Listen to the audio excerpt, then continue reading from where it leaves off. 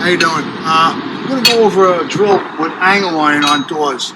Opening inward doors like a multiple dwelling, okay? A lot of times they'll cover their locks with angle iron, okay? Normally, what we used to see in East New York a lot was this angle iron, okay? They would sell these in 6-foot lengths in a hardware store in East New York. It's a lot lighter than what the ones I have seen, which are this heavy. So I use the heaviest I've seen. All right, we got it in the door right now. What they would do is they sell this in 6-foot lengths, and what they would do is they would cover either the whole door with the 6-foot length, or they would cut it for the most part in half. Put one on one door, a 3-foot piece on each door down the hall. If you ever see it this big on a door, ignore it, okay? Just work above it or below it. Gap, 2-man, whatever, above it or below it. It's small enough, it's close enough to your locks that once you force above or below a regular conventional forcible entry, you're gonna pop that lock. But here's the deal, we're gonna say that it's one of the ones that is this long or the whole door, all right? And in that case, you're gonna have to attack it, all right? But come on this side a little bit. Here's the thing. Once you see that it's large, well, the whole door, you're going to have to now recognize, you're going to have to look and see where the carriage bolts are. Most of the time, probably 80% of the time, the carriage bolts are on the door. So that means the angle iron is attached to the door. That's the hard one for us, okay? When it's attached to the jamb, think about it. That's very easy. When it's attached to the jamb, all you have to do is slide the adze behind it and the door stop and gap the door.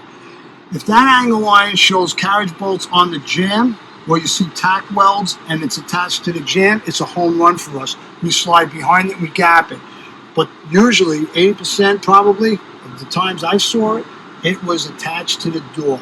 And it was long. It was like 3 feet or the whole door. In that case, if it's that big, we got to attack it. We got to go in here.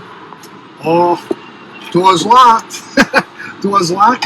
Come in here and hit until you hit the door with the tip of the fork. Because once you hit the door, think about it. You slide in behind, you hit the door. If it's soft door in the real world, don't keep hitting. You'll actually dent or penetrate the door itself. So what you want to do is you want to come in here, hit a couple of hits till you hit the door. Once you hit the door, you tell the guy to stop hitting, and you start angling then for the jamb. You hit until you hit the jamb, and then you steer off the jamb the regular way.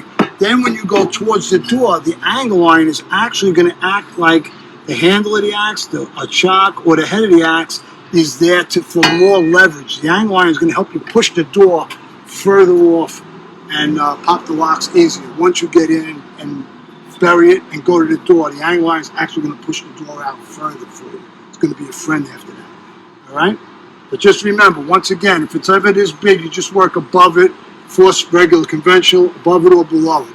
But if you're going to see it, it's going to be long, probably 3 feet or the whole door. Once you recognize that, make sure you know if it's attached to the door or the jamb. And that gives you the 2 different ways. A lot of times these are so loose, you don't even have to have a guy hitting you in.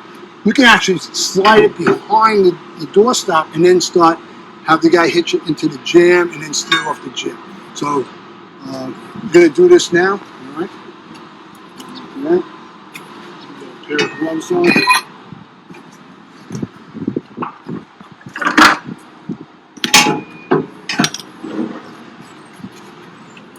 Can you cut at this point? And then okay, now what we're going to do is we're going to go in here. And remember, we're saying that it's a long piece of angle iron and it's attached to the door, so we have to go in here first. And have Chris hit it for me. Ready, Chris? Hit. Hit. Okay, now the tips are on the door. I'm not having them hit anymore. I'm holding them up. I'm coming here. I'm angling now towards the jamb. All right? Hit. Hit. Hit. Okay, the tips are hitting the jamb. I'm steering off the jamb. All right, Chris? Hit. Hit. Hit. Hit.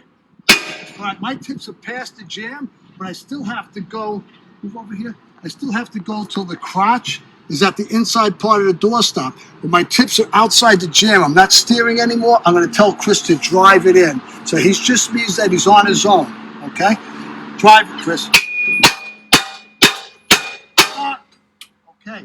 Crotch of the tool to the inside part of the doorstop. Perfect. Now we're going to go to the door. And this is actually going to be more leverage for us to push the door further out.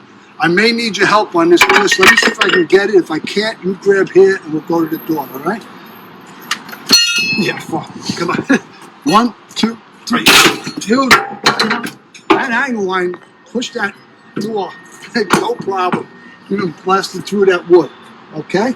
Now, we bent the angle line pretty good. On my videos on my website, I show you how to straighten that back out. But this angle line will teach guys how to go about getting it. All right? Not freaking out when they see angle iron on the door, okay?